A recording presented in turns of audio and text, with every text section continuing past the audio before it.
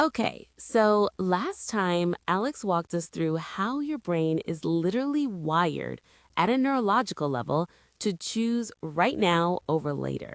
And a lot of people heard that and thought, great, so I'm just broken. Thanks, Alex.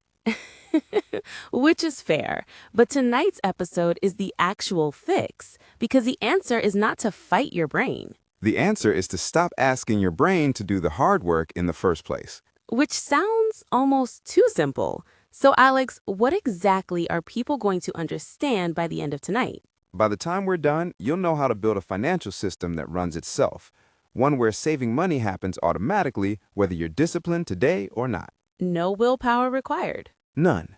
And we're going to prove it actually works with data from a real experiment that quietly changed how millions of Americans save. I love a good quiet revolution. But first, can we talk about why willpower alone keeps failing people?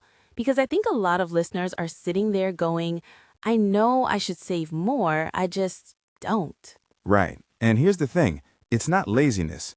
There's a concept called decision fatigue. Researchers at Princeton studied it, and here's the cleanest way I can describe it. Imagine your willpower is a phone battery. Every decision you make during the day, what to eat, what to wear, whether to reply to that email, drains it slightly. Ends by 9 p.m., you're at like 4%. Exactly. And that's precisely when you're sitting on the couch, one click away from buying something you don't need. Your battery's flat, your discipline is gone. So the problem isn't that people lack character. It's that they're asking their tired, depleted brain to make the hardest financial decisions at the worst possible moment. And every month they lose that fight, not because they're bad with money, but because the game is rigged against manual effort. That actually makes me feel better about every time I've told myself, I'll transfer to savings next week. Everyone has said that. And next week comes, the battery's flat again, and the transfer never happens. So the fix is to make the decision once before the battery drains and then let the system run on autopilot. Precisely. You make one good decision, locked in while you're rested and clear-headed, and then you never have to make it again. Which is exactly what automation does. And that's where tonight gets really interesting, because the mechanics of how wealthy people structure this is not complicated, but it does require understanding one key idea. Pay yourself first before the money can disappear. Okay, Alex, walk me through how the system actually works, like the plumbing. Sure. Think about how a garden irrigation system works. You don't walk out every morning with a watering can and decide which plants get water today. Because you'd forget a plant or run out of time, or it'd rain and you'd skip it and then forget again for 3 days. Exactly. Instead, you set up the pipes once. You decide these plants get water at 7 a.m. every single morning. And then you go back to sleep. And the garden grows whether you think about it or not.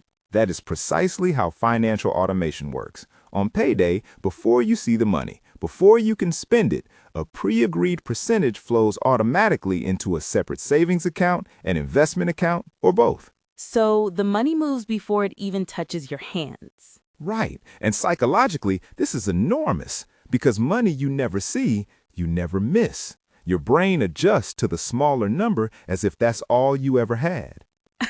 I genuinely did not believe this when it was first explained to me, but I tried it, and within literally 2 weeks, I had completely forgotten the auto transfer was happening. That adaptation is not unusual. It's called the wealth accumulation threshold, the point at which saving becomes invisible to your lifestyle. Okay, so the basic version is set up a standing order for the day after payday. A fixed amount goes to a separate savings account automatically. Done. That's the foundation, but the more elegant version adds a second layer, automatic escalation, which is where the real compounding magic begins. Oh, and this is where the research gets genuinely wild. So let's keep that thought because we're going to come back to it with the real story in Act 3. But before we do, the so what right now is this. You do not need a large income to start. You need a standing order for whatever you can actually afford today. Even $20 a week, automated, beats $50 a month that lives in good intentions. The system beats the intention every time. Okay, Act 3. Let's talk about the experiment that proved this at scale.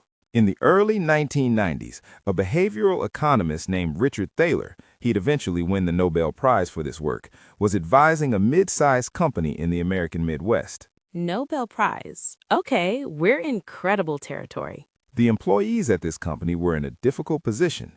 Most of them knew they were saving too little for retirement. When asked if they wanted to save more, the majority said yes. But they weren't actually doing it. Correct, because every time a raise came around, the extra money evaporated into lifestyle, a newer car, a nicer dinner, a slightly bigger apartment. The gap between intent and action was enormous. And Thaler's big idea was don't ask people to save more today. Ask them to commit to saving more in the future. Brilliant framing. He called it the Save More Tomorrow program, SMART for short. Here's how it worked. Employees signed a simple agreement. Starting with their next raise, a small additional percentage, say 1 or 2%, would automatically be redirected to their retirement account. Every subsequent raise, another percent would follow. So they never felt that money because it only ever came from raises, money they hadn't budgeted for yet. Exactly. It never touched their existing lifestyle. It was invisible income, directed into invisible savings. It's honestly almost sneaky. It is, and the results were extraordinary. Within 4 years, the employees enrolled in SMART had increased their savings rate from 3.5% to nearly 14%. That's not a small improvement. That's a fourfold jump without asking anyone to sacrifice anything they already had. Because they never experienced a pay cut. They never had to override a craving or fight a decision at 11 p.m. The system did the work while they slept. And Thaler's research went on to influence what we now call auto-enrollment in 401k plans across the U.S. By 2026, most large American employers default new workers into retirement savings automatically. The enrollment rate flipped from around 40% to nearly 90% simply by changing the default.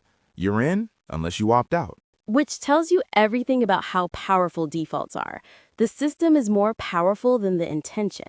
And the so what here is deeply personal. If you don't have an employer doing this for you automatically, you have to build your own smart system manually. But the mechanics are identical. Set it up once, let it grow, don't touch it. Okay, I want to play devil's advocate here because I know exactly what some listeners are thinking right now. Go. What if you automate too much and overdraft? Like, what if the auto transfer fires on a month where your rent was late or you had an unexpected bill? Suddenly, you're paying overdraft fees, which wipes out everything you saved.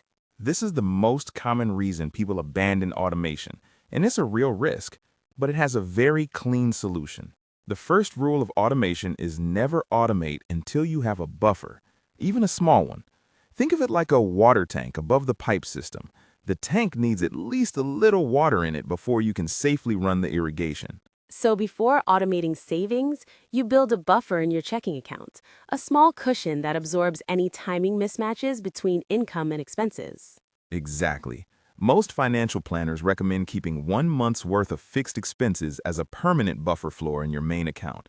Not savings, just resting there. Okay, second concern, and this one actually came from a friend of mine. She said, what if I automate investing and the market crashes right when the transfer goes through? Now I've bought at the worst possible time. This is where I have to gently push back on the framing, because actually buying regularly, regardless of the market, is the strategy. It's called dollar cost averaging. Break that down for me like I'm 12. Imagine a bakery sells bread. Some weeks the bread is expensive, some weeks it's cheap. If you buy a fixed amount every week, say $10 of bread, you automatically buy less bread when it's pricey and more bread when it's on sale. So you're accidentally buying more when it's cheap and less when it's expensive, without having to think about it. That's dollar cost averaging. Investing the same amount at the same time every month means you naturally accumulate more units when prices are low. The automation removes the temptation to time the market, which almost nobody does successfully anyway. And the research on market timing is pretty brutal, right? Brutal. A study by Fidelity in 2026 found that their best performing accounts over a decade were ones where the owner had forgotten the account existed entirely. Dead accounts beat active investors. That is the most perfectly depressing piece of financial research I've ever heard. And the lesson is that the biggest psychological barrier to automation is the feeling that you need to be watching, guarding, managing. But the data says the opposite is true. The more you meddle, the worse it usually goes. So the actionable insight here is set it, forget it intentionally. Treat your investment account like a savings bond, something you don't look at until you need it. And if you're still worried about volatility, automate into a diversified index fund rather than individual stocks. Your risk is spread across hundreds of companies simultaneously. Okay, let's close with the action plan, because this is the part I know people need. And I want you to start with what this looks like at different starting positions. Right, because the strategy isn't one size fits all. Let me break it down 3 ways. If you have nothing saved right now, your first job is the buffer. Before you automate anything, build a $1,000 buffer in your checking account, not in a savings account, in checking. That's your cushion against overdrafts. And if 1,000 feels impossible, even 300 gets you most of the protection. Start there. Once the buffer exists, automate $20 a week into a separate savings account. That's it. Not 20%, $20. The habit matters more than the amount in the beginning. Because automation is a muscle. You're training the system, not just the number. If you have some savings already, maybe $5,000 in a basic savings account, then the next move is to automate investing. Open a low-cost index fund account, set a recurring monthly contribution, and link it to your payday calendar. Even $50 a month at a 7% average return over 30 years becomes over $60,000. That's the math of automation working silently in the background. And if you're already investing and want to apply the SMART principle, next time you get a raise, before the money lands in your lifestyle, redirect half of the increase to your investment account. You'll never miss what you never adapted to. Okay, so the 3 micro actions for tomorrow morning. 1. Check your checking account balance and calculate your current buffer. Write down the number. That's step 0 before anything else. 2. Set up one automatic transfer, just one. The day after your next payday, move a fixed amount, whatever you can honestly afford, into a separate account you don't see on your main banking screen. 3. If you have a 401k through work and you're not contributing the maximum employer match, fix that this week. That match is free money your employer is waiting to give you. Not taking it is leaving your own salary on the table. 3 moves, none of them require willpower after today. You make the decision once and the system handles the rest. And genuinely, the hardest part is deciding to start. Once the pipes are in place, the garden grows whether you think about it or not. If tonight helped you see how much of this can run on autopilot, share it with one person in your life who's still trying to out-willpower their spending habits.